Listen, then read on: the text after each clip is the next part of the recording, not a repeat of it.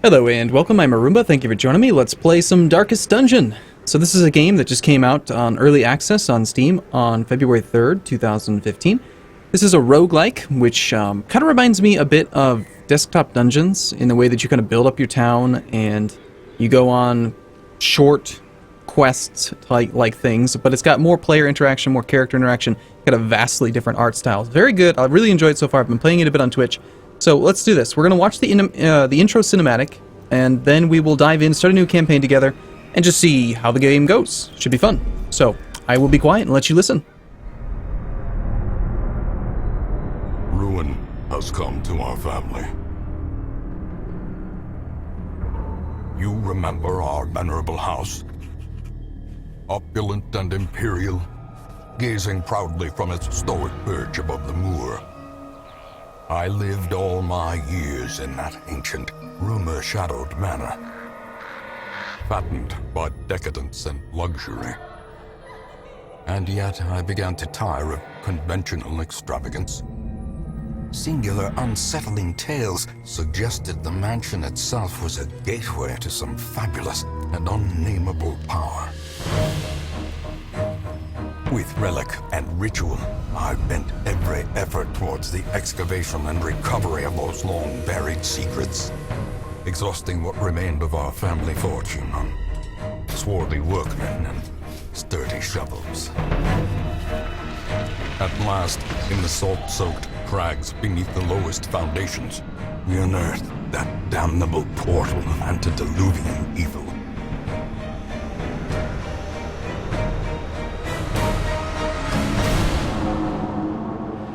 Our every step unsettled the ancient earth. But we were in a realm of death and madness. In the end, I alone fled laughing and wailing through those blackened arcades of antiquity, until consciousness failed me. You remember our venerable house, opulent and imperial. It is a festering abomination. I beg you, return home, claim your birthright, and deliver our family from the ravenous, clutching shadows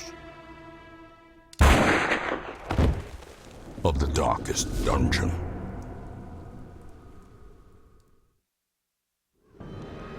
So I've got to say, wow, that's heavy. Like, I'm really impressed just automatically, just watching the intro. It's the voice acting, fantastic. The cinematic, or the artistic style, really beautiful, really cool stuff. So let's go ahead and dive in. We will play a new beginning. We'll call this the Darkest Arumba playthrough. And we will go from there.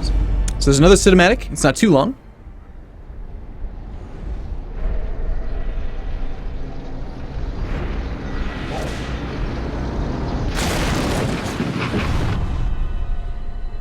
You will arrive along the old road. It winds with a troubling, serpent-like suggestion through the corrupted countryside, leading only, I fear, to ever more tenebrous places. There is a sickness in the ancient, pitted cobbles of the old road, and on its writhing path, you will face viciousness, violence, and perhaps other damnably transcendent terrors.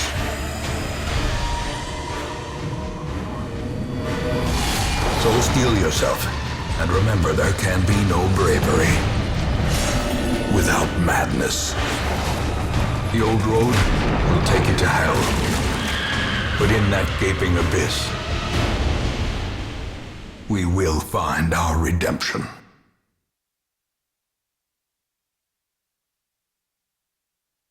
All right, who's ready? I'm ready. Let's do this. Leroy. I'm sorry, I can't say let's do this without saying Leroy. It's just this thing. Right, so I'm going to do my best to try to explain what's going on as we go, because I'm assuming if you're watching this video, you probably haven't played this game yet or are considering playing this game. So, yeah, let's just dive in. So, map navigation, you are currently in a room. To move forth, click on another room in the map display. This will take you to the connecting hallway. So this is the room we're in right now. This is a room we want to go to. Click on it, and we're good to go. Brigands have run up these lanes. Keep to the side path. Hallway movement. Hamlet is just ahead. It says you can either use D or A to go forward or backward. Going backward, not so good. I usually use the A and D key. You can click instead. Dispatch this thug in brutal fashion, that all may hear of your arrival. Kill the enemy. Combat is turn-based. On your hero's turn, click a skill icon and then click on a highlighted target. Now, as you probably know, I love my keyboard shortcuts, so we're going to use the keyboard. If you can't select a particular skill, it's because that hero needs to be standing in a different spot or there are no valid targets. Mouse over the skill to see the requirements. So, I'll explain that in a little bit more depth. Notice in the top left corner of this tooltip, right about here, and the top right, you've got these little circles. So that's saying that if this character is in position, what I'm going to call 1, 2, 3, or 4, 1 being closest between the two facing off enemies, then in this case, in position 1, 2, or 3, he can use this skill against enemies in position 1 or 2. In this one, you have to be in position 2, 3, or 4, and you can use it against enemies in position 2, 3, and 4, etc. Notice how those lines are connected? Those 3 red circles are connected? That means that when you use Grapeshot Blast, you'll target 3 enemies, any of the enemies in that position. Take aim can be used from any position, etc. So, yeah. So what we're going to do is we're going to go ahead and use our pistol shot, or sorry, our open vein. We can use that against him. We'll go ahead and do that. Did 6 damage, and a bleed effect. So he's going to bleed for some damage. You take your bleed effect damage before you take your turn. He's applied a damage effect to us as well. Now, we have a character here named Renaud, who is a Crusader. He can do Smite, Zealous Accusation, a Stunning Blow, or Bulwark of Faith. We're going to just smite this guy. As the fiend falls, a faint hope blossoms. Got 25 gold. Ducats of buckets. Interactive objects. While exploring, you will find interactive objects. Click or press W to investigate. Let's take a look at this tent. It is a brigand's tent. We'll check inside. They have left valuables. Leave nothing unchecked. There is much to be found in forgotten places. There's some citrine. So, we're still in the tutorial right now. A message. The rightful owner has returned, and their kind is no longer welcome. So the good thing is we surprised him, and what that means, this little exclamation point, we get a free turn. So we're on round 1 of this combat, and we get to basically each take a turn, and then round 2 will start, and then they get to take a turn. So we're going to want to start this round off probably by taking out the little guy, if possible, since he has less health. Notice how this guy actually has 4 bars, and while this guy only has 1. This guy's taking up positions 1 and 2, this guy's in position 3. So a skill like, say, Open Vein cannot be used against this guy. These little indicators here let you know that this guy is targetable by the currently highlighted skill. Pistol Shot now lets us know we can use it against that guy. Grapeshot Blast, even though this says it'll hit 1, 2, and 3, it's going to hit this guy and this guy. This guy will count as a singular unit. I was hoping that you could actually hit him twice with it because he's so fat, but it doesn't work that way. We're going to do a pistol shot against the little guy because there is a chance we might be able to kill him before he takes does any damage to us. And then next up, we could do a stunning blow, but this guy, you'll notice, has a stun resistance of 50%, so it's not very easy to stun a character like this. I think we're probably better off doing we can give ourselves some protection, which is basically like armor. I think we'll just smite him. Just do some direct damage. Okay, round 2. A surprise has worn off. We do get to go again. Come on, Lucky. Oh, 1 point. We almost had him. He's going to do blanket fire against us. We're going to go ahead and do another smite to the face. And here comes probably a rend or something. Punishment. He has applied a bleed effect. All right, we're going to go ahead and pistol shot the back guy again. Confidence surges as the enemy crumbles. Where was the crit on the first hit? Well I mean, struck. wait till he gets down to 1 life before you do it, huh?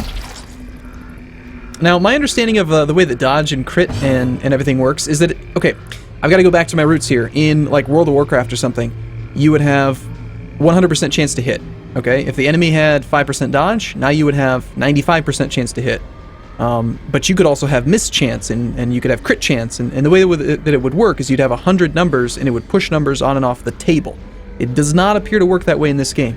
So, for instance, when this character has a accuracy base of 80, and we hover over this right down here in the bottom part of the tooltip, you can see it says hero to hit 80%. That's because the accuracy base of this skill.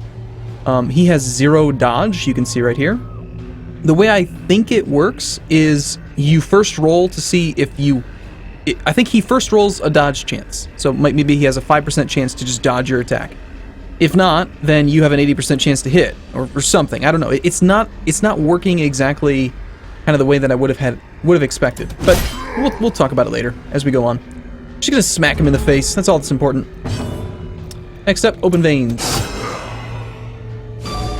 And he resisted the bleed effect. Point. And we dodged. See, we dodged. 5% chance. He only has a 5% dodge chance, but he somehow managed to dodge a point-blank shot. Very nice. Size alone does not dissuade the sharpened blade. Victory! Cool. We've completed our quest. Now we could investigate this thing. Something doesn't look quite right. I'm not going to open it because it's trapped. That'd be silly. Let's not do that. Now, we could have used our the bounty hunter guy. He might have had a chance to actually open it without actually like tripping the trap, but it's not worth the risk in my opinion. So we picked up some stuff. We got 5,000 gold. Cool. We got some collected treasure, which gave us another 875. And we got some collected heirlooms. 2 of these things, 4 of these things, and that's fine. Looks like Renauld has picked up a trait.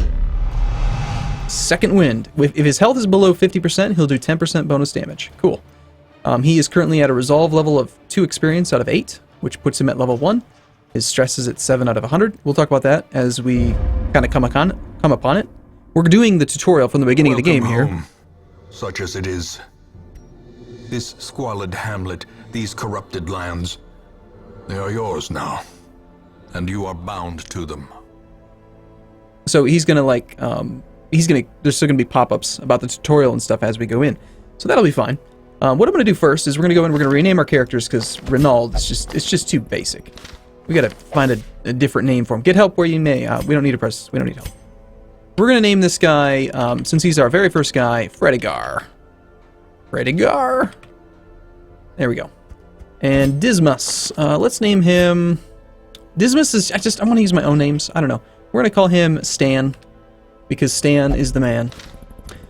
I just cannot bear the thought of going back. You have like no fear, Fredigar. You have like no stress. What's your problem? All right. Most will end up here, covered in the poisoned earth, awaiting merciful oblivion. I don't think so. Women and men, soldiers and outlaws, fools and corpses. All will find their way to us now that the road is clear. So we're going to get new heroes, right? And because this is a roguelike, you have permadeath. If a hero gets killed in combat, he's gone forever. He'll end up in the graveyard. So what we're going to do first is we're going to upgrade the Stagecoach. Great heroes can be found even here, so in the mud and rain. He's talking over me a lot. But anyway, we now get 3 heroes per week. Every time you go on a mission is 1 week. We have a hero barrack size of 11, so we can hold 11 characters. We currently have 2. Let's go ahead and hire these 2 new guys. We've got Martel and Relay. What better laboratory than the blood-soaked battlefield? We're going to rename this guy to, let's see, this is our Plague Doctor. Let's think of something related to poison. I don't know.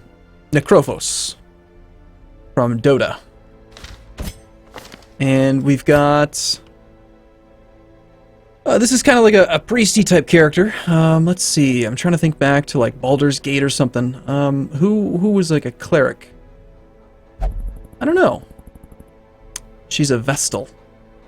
We will call her Susan. Because that's from Baldur's Gate, of course. Yes. All right, so let's go ahead and we're just going to dive right into the very next mission, so we can actually see a little bit more of the gameplay. And then in the next video of madness and morbidity, your work begins. We will handle some more of the stress management and upgrades and all that stuff. So first off, let's just dive in. We're going to take this this mission. It's a skirmish. Unholy abominations turning the light against itself. Meet them in battle and learn how they fight. So the goal is to just complete 100% of room battles. Let's go ahead and take that. What we need to do is choose a group. So we're going to do that by doing this. Now each hero has a specific location that they'd like to be. My understanding of it is that, okay, preferred position. It's not like there's really a modifier or penalty for having a character in a specific position. What my understanding of this preferred position and preferred target system is it's taking your skills that the character has and looking at what position he needs to be in to do his job. So notice how he needs to be in position 1 or 2 to actually do these skills. That's why he's in preferred position 1 and 2. Again, there's no other modifiers to it. It's not like, hey, if you're in position 4, you're going to somehow do really poor damage or something. No, he needs to be in position 1 or 2 to do his skills. And most of his skills target people who are in position 1 and 2. So that's why we want to organize them in that order. Now, if we look at her, she really kind of needs to be in the back for most of her skills. So we'll shift her. He needs to be kind of in the middle, so he's good there. And you want to be kind of in the back. We squeeze her all the way to the back? For the most part, yeah, let's go ahead and do that. Alright, we're going to go to the provisions. The cost of preparedness, measured now in gold, later in blood. So we're going to take 8 torches. We're going to take 12 food. I like to take excess material, honestly. We'll take a shovel. We will take... that's good enough, I think, for this mission. But I like to take excess stuff. I'd rather have less money and excess supplies than too few. And that is what we're going to take into the next dungeon.